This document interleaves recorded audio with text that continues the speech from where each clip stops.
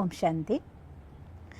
ഞാനിന്ന് നിങ്ങളുടെ അടുത്ത് എൻ്റെ ഒരു ഫ്രണ്ടിൻ്റെ അനുഭവത്തിൻ്റെ ആധാരത്തിലാണ് സംസാരിക്കാൻ പോകുന്നത്. ആ ഒരു ഫ്രണ്ട് തൻ്റെ അനുഭവം എന്നോട് പറയുകയാണ്. ഇന്ന് ലോകത്ത് ഒരുപാട് ആളുകൾക്ക് ട്രെയിനിങ് കൊടുക്കുന്ന, മോട്ടിവേഷൻ കൊടുക്കുന്ന ഒരാളാണ് അദ്ദേഹം. അപ്പോൾ അദ്ദേഹം തൻ്റെ അനുഭവം പറയുക, ഇതിനു മുന്നേ ഈ ട്രെയിനർ ആവുന്നേക്കാൾ മുന്നുള്ള സമയം, ഒരു 18-20 വയസ്സുള്ള സമയത്ത് പല ബിസിനസ്സുകളിലും പല രീതിയിലും പരിശ്രമിച്ചുകൊണ്ടിരുന്നു. എത്ര പരിശ്രമിച്ചിട്ടും വേണ്ടത്ര രീതിയിൽ ഫെയിലിയർ എന്നൊന്നും പറയാനാവില്ലെങ്കിലും നമ്മൾ ആഗ്രഹിക്കുന്ന രീതിയിലുള്ളതായിട്ടുള്ള ഒരു സക്സസ് നേടിയെടുക്കാനായിട്ട് സാധിക്കുന്നില്ലായിരുന്നു അത്രേ. ഒരു ദിവസം അദ്ദേഹത്തിൻ്റെ ഒരു ഫ്രണ്ട്, ഫേമസ് ആയ മറ്റൊരു ട്രെയിനർ, അവരുമായിട്ട് ഒന്നിച്ചൊരു ഹോട്ടലിലിരുന്ന് സംസാരിക്കാനുള്ളൊരു അവസരമുണ്ടായി. അങ്ങനെ സംസാരിക്കുമ്പോൾ ആ ട്രെയിനറായിരിക്കുന്ന ഫ്രണ്ടിനോട് എൻ്റെ കൂട്ടുകാരൻ പറഞ്ഞു, നോക്ക്, എനിക്ക് എത്രയൊക്കെ ശ്രമിച്ചിട്ടും എന്തൊക്കെ പരിശ്രമിച്ചിട്ടും എനിക്ക് ആ വേണ്ടത്രതായിട്ടുള്ള സക്സസ് നേടിയെടുക്കാൻ സാധിക്കുന്നില്ല, എന്തുകൊണ്ടാണ് ചോദിച്ചു അത്രേ. അപ്പോൾ അയാൾ പറഞ്ഞു, നീ നിൻ്റെ ഗോൾ ലിസ്റ്റ് ഒന്ന് എന്നെ കാണിക്കുകയാണ്. എൻ്റെ ഫ്രണ്ടിനോട് പറഞ്ഞു. അപ്പോൾ ഗോൾ ലിസ്റ്റ് കാണിക്കാൻ പറഞ്ഞപ്പോൾ പറഞ്ഞു, ഗോൾ ലിസ്റ്റ് ഒന്നും ഞാൻ ഉണ്ടാക്കിയിട്ടില്ല. ഇപ്പോൾ കയ്യിലില്ലാത്തതാണോ പറയുന്നത്, വീട്ടിലുണ്ടെന്നാണോ പറയുന്നത് എന്ന് ഒന്നുകൂടെ ചോദിച്ചു. അല്ല, വീട്ടിലും ഇല്ല, ഇപ്പോൾ കയ്യിലും ഇല്ല. അങ്ങനെ ഗോൾ ലിസ്റ്റ് എന്ന് പറഞ്ഞിട്ട് ഇന്ന് ഞാൻ ഉണ്ടാക്കി എഴുതി വെച്ചിട്ടൊന്നുമില്ല. പക്ഷേ എന്നാലും എന്തെടുത്താലും അതിന് ഞാനൊരു എയിം കാണുന്നുണ്ട്, അതിന് ചെയ്യാൻ വേണ്ടി ഞാൻ പരിശ്രമിക്കുന്നുണ്ട് എന്നൊക്കെ പറഞ്ഞു. അപ്പോൾ അടുത്ത വാക്കിന് ആ കൂട്ടുകാരൻ ചോദിച്ചു അത്രേ, നിൻ്റെ ബാങ്ക് ഡെപ്പോസിറ്റ് 5 ലക്ഷത്തിലേക്കാൾ കുറവായിരിക്കുമല്ലേ? അതെങ്ങനെ നിനക്ക് മനസ്സിലായി? ഇങ്ങനെ പ്രവർത്തിക്കുന്നവർക്കൊക്കെ അങ്ങനെ ഉണ്ടാക്കാൻ സാധിക്കും. കാരണം തൻ്റെ ജീവിതത്തിൽ എവിടെ കളിക്കണം, എന്ത് ചെയ്യണം, എത്രത്തോളം വരെ എനിക്ക് മുന്നോട്ട് പോകണം എന്ന് ലക്ഷ്യം നിശ്ചയിക്കാത്തിടത്തോളം ഒരാൾക്കും തൻ്റെ ലക്ഷ്യത്തിലെത്തിച്ചേരാനായിട്ട് സാധ്യമല്ല. ഞാൻ ഓർത്തുപോകും 2 ടീം പന്ത് കളിക്കാരുടെ ഒരനുഭവം. 2 പേരുടെയും കോച്ചുമാർ അവർക്ക് ഫുള്ളായിട്ട് അത്രയും മോട്ടിവേറ്റ് ചെയ്യാൻ ചേർത്തും ഒരു ഗോള് പോലും അവരടിക്കില്ല.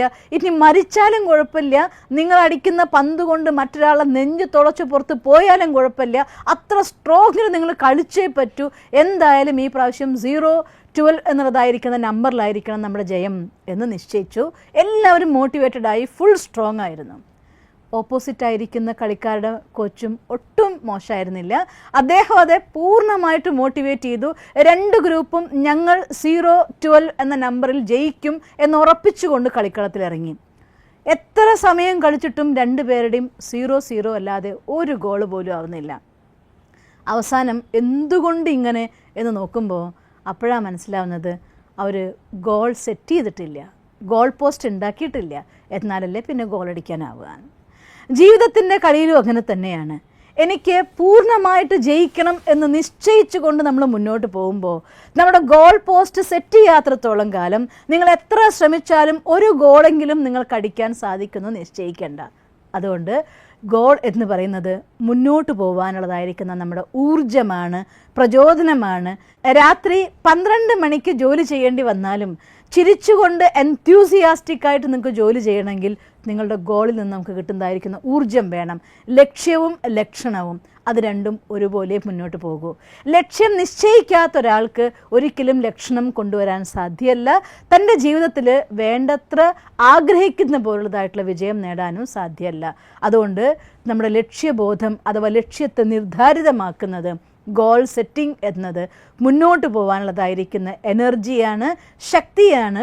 കിടക്കുകയാണെങ്കിൽ പോലും, കിടക്കുന്ന ഒരവസ്ഥയിൽ പോലും നിങ്ങൾക്ക് നിശ്ചയിച്ചൊരു ലക്ഷ്യം ഉണ്ടെങ്കിൽ അന്നത്തെ കാര്യം ചെയ്യാതെ കിടക്കാൻ നിങ്ങൾക്ക് സാധ്യമല്ല. അത്തരത്തിൽ നമ്മുടെ ഉറക്കം കെടുത്താനുള്ളതായിരിക്കുന്ന ഊർജമാണ് ഗോൾ സെറ്റിംഗ്. അതുകൊണ്ട് ജീവിതത്തിൽ ലക്ഷ്യം നിശ്ചയിക്കാതെ എന്തെങ്കിലും ഒരു ജോലി എങ്ങനെയെങ്കിലും ചെയ്ത് എന്തെങ്കിലുമായി മുന്നോട്ട് പോകണം എന്നാഗ്രഹിക്കുന്നവർ എങ്ങനെയെങ്കിലും സന്തോഷിച്ചാൽ മതി എന്നതാണ് പ്രിൻസിപ്പൽ. അതുകൊണ്ട് സദാ ഹാപ്പിനെസ് വേണോ, സദാ സക്സസ് വേണോ, സദാ സമ്പന്നത വേണോ, തീർച്ചയായിട്ടും ജീവിതത്തിൽ എന്താകണം എന്ന് നിശ്ചയിച്ചിരിക്കണം, എന്ത് വേണം എന്ന് നിശ്ചയിച്ചിരിക്കണം. ആ ലക്ഷ്യത്തെ മുന്നിൽ കണ്ടുകൊണ്ട് യാത്ര ചെയ്യണം. എന്നാൽ നിങ്ങൾക്ക് ഒരു തടസ്സത്തിനും നിങ്ങൾ തടഞ്ഞു നിർത്താൻ പറ്റാത്ത രീതിയിൽ മുന്നോട്ട് പോകാനും ആ ലക്ഷ്യം നേടിയെടുക്കാനും സാധിക്കും. നിങ്ങൾക്കങ്ങനെ സാധിക്കട്ടെ എന്ന് ഞാൻ സർവശക്തനായ ഭഗവാനോട് പ്രാർത്ഥിക്കുന്നു. ഓം ശാന്തി.